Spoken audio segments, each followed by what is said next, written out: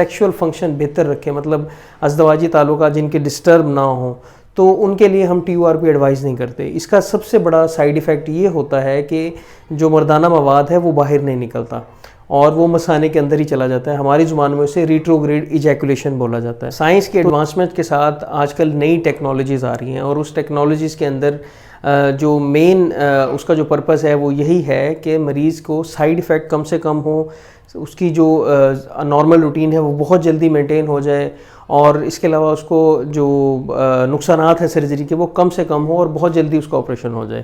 مطلب ایسی بھی ایڈوانسمنٹ آ گئی ہے کہ آفس سیٹنگ کے اندر بھی ہم جو ہے مریض کے غدود کا علاج کر سکتے ہیں۔ اسی میں سے ایک ٹیکنالوجی ہے ریزم۔ ریزم بیسیکلی ایک منیملی انویسو پروسیجر ہے، مطلب ایسا پروسیجر ہے جس کے نقصانات بہت ہی کم ہوتے ہیں، اور یہ پروسٹیٹ کے لیے نیولی جو ہے پاکستان میں سٹارٹ ہوا ہے۔